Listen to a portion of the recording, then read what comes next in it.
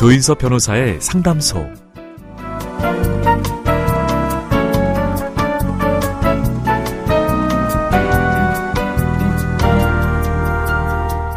정리정돈 잘하는 편이신가요?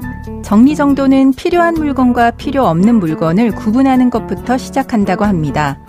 그런데 스스로 하기엔 의외로 에너지 소모가 커서 정리정돈 컨설팅을 받기도 한다는데요.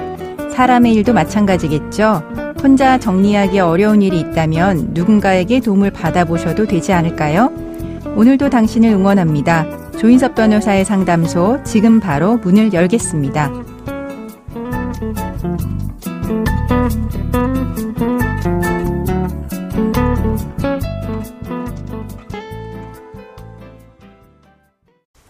당신을 위한 로하우스 조담소. 오늘은 김진영 변호사와 함께합니다. 안녕하세요. 안녕하세요. 법무법인 신세계로의 김진영 변호사입니다. 오늘은 어떤 고민이 기다리고 있는지 먼저 사연부터 알아보겠습니다.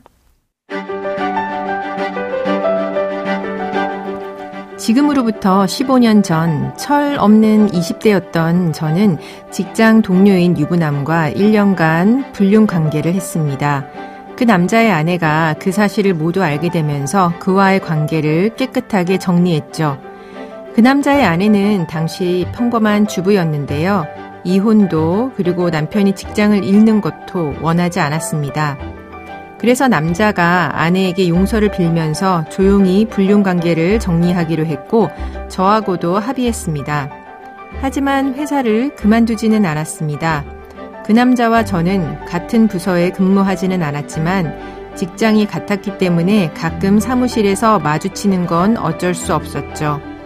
저는 불륜이 한 가정을 파괴할 수 있다는 죄책감에 다시는 하지 않겠다고 몇 번이나 다짐했습니다. 그로부터 세월이 흘렀습니다. 저는 얼마 전에 오랫동안 근무해온 직장을 그만뒀습니다. 그런데 퇴사하고 얼마 지나지 않아서 그 남자의 아내가 자기 남편과의 부정행위를 했다면서 저에게 손해배상을 청구해왔습니다. 소장에는 저와 그 남자가 15년 동안 부정행위를 했다고 나와 있었습니다. 그 남자와 제가 회사 밖에서 식사를 했다는 어느 직장 동료의 사실 확인서도 있었습니다. 정말 황당한 건 또 다른 당사자인 그 남자가 있지도 않은 부정행위 사실을 모두 시인했다는 겁니다. 사죄의 의미로 남성 소유의 오피스텔 한 채를 아내인 그녀에게 줬다고 주장하고 있습니다. 저는 너무나도 억울하고 분합니다. 이 소송에 대응하고자 하는데요. 어떻게 해야 할까요?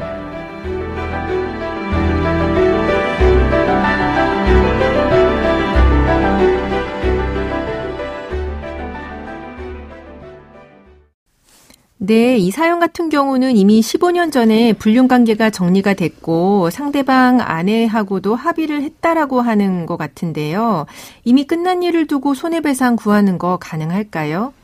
네, 그 남자의 아내분은 그 사연자분이 그 남자와 부정행위를 해서 자기에게 정신상 고통을 가했다 이러한 이유로 위자료 명목의 손해배상을 구하고 있는 걸로 보이는데요. 네.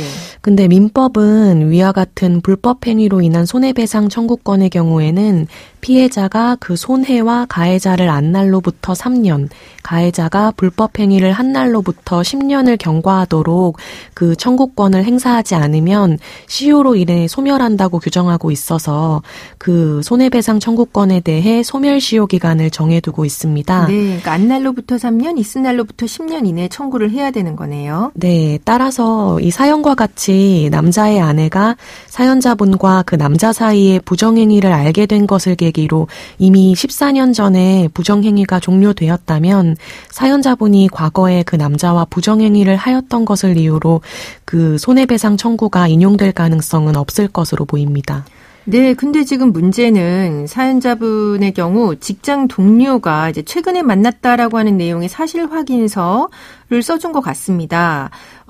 사연자분은 이게 모두 거짓이라고 하는데요. 사연자분 입장에서 이 사실 확인서가 거짓이라고 하는 걸 입증하려면 어떻게 해야 할까요?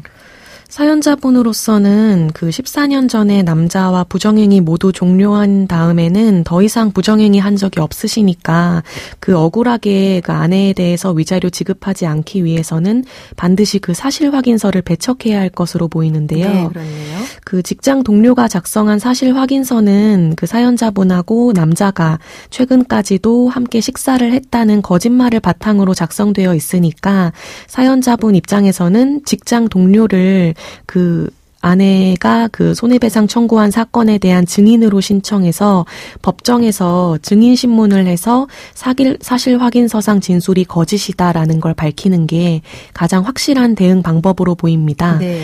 만약 법정에 출석한 직장 동료가 증인의 지위에 서서도 계속해서 거짓말로 증언을 하는 경우에는 형법상 위증죄로 처벌될 수 있으니까요. 네. 그러한 점을 이용해서 증인신문을 해서 사실 확인서의 증명력을 탄핵하는 게 가장 바람직할 것으로 보입니다. 네. 그리고 또 한 가지 그 불륜 상대였던 남성이 그 본인의 아내에게 사죄의 의미로 자신 소유 오피스텔 한 채를 넘겨줬다라고 하는 이야기도 나옵니다.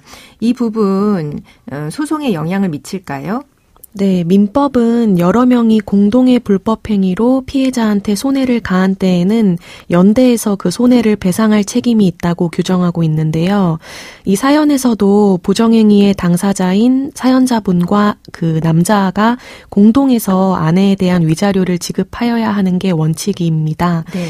따라서 그 남자가 아내에게 위자료 명목으로 자신 명의의 오피스텔 한 채를 넘겨준 것이 사실이라면 만에 하나 그 직장 동료가 작성해준 사실 확인서의 증명력이나 이런 걸 배척하지 못해서 사연자분이 최근까지도 계속해서 남자와 부정행위를 했다고 억울하게 판단되는 경우에도 이미 공동 불법 행위자인 남자가 아내한테 위자료 명목으로 상당한 가치가 있는 부동산을 넘겨준 사실을 지적해서 사연자분이 남자 아내에게 지급하여야 할 위자료 액수를 감액해달라고 유리하게 주장할 수 있을 것으로 보입니다. 네, 그럼 오피스텔 한 채를 넘겨줬다라고 하는 부분은 만약에 어떻게 보면 부정행위가 인정될 경우에 사연자분에게는 위자료 액수를 감액할 수 있는 유리한 정황이 될 수도 있긴 하겠네요. 네. 그리고 조금 다른 이야기일 수도 있는데 2015년에 간통죄가 폐지됐죠.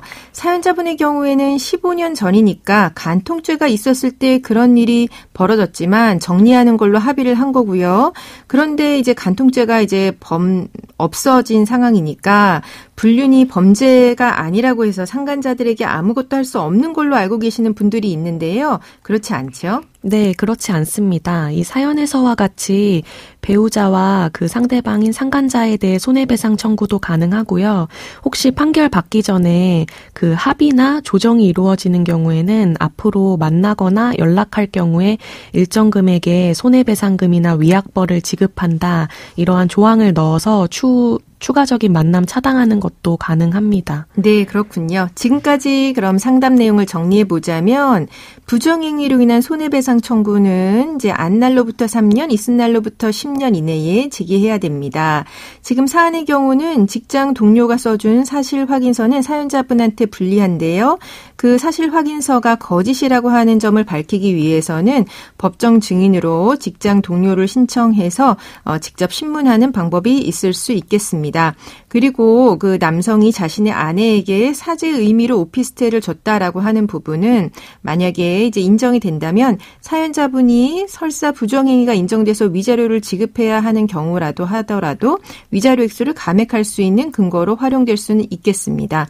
지금까지 김준영 변호사와 함께했습니다. 감사합니다. 조인석 변호사의 상담소는 유튜브를 통해서 다시 듣게 하실 수 있습니다. 궁금한 점이나 건의할 사항이 있으시면 댓글을 달아주세요.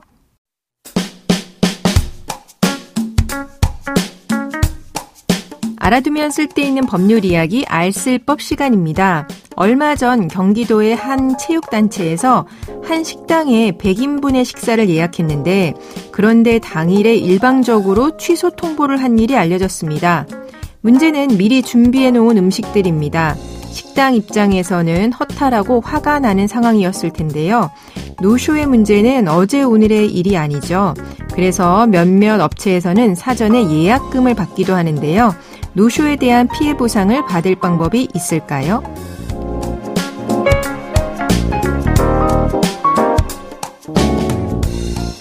경기도에서 식당을 운영하는 A씨는 지난 3월에 한 체육단체 측으로부터 100여 명의 식사 가능 여부와 메뉴에 대한 문의를 받았습니다.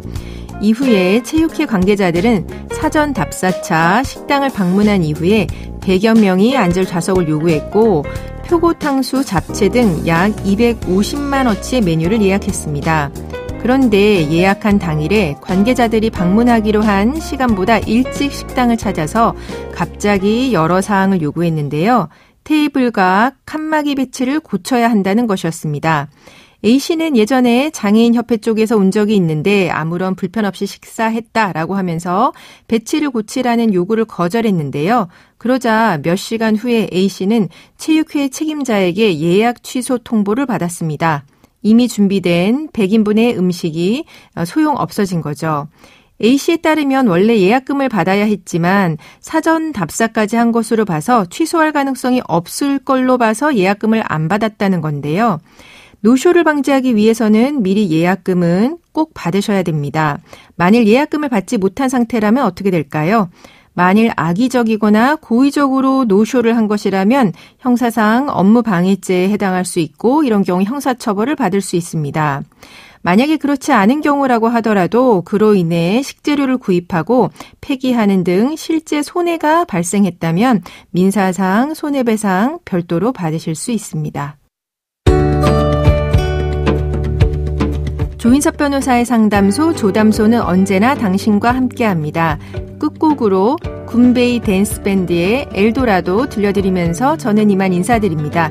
지금까지 로이어 조인섭이었습니다.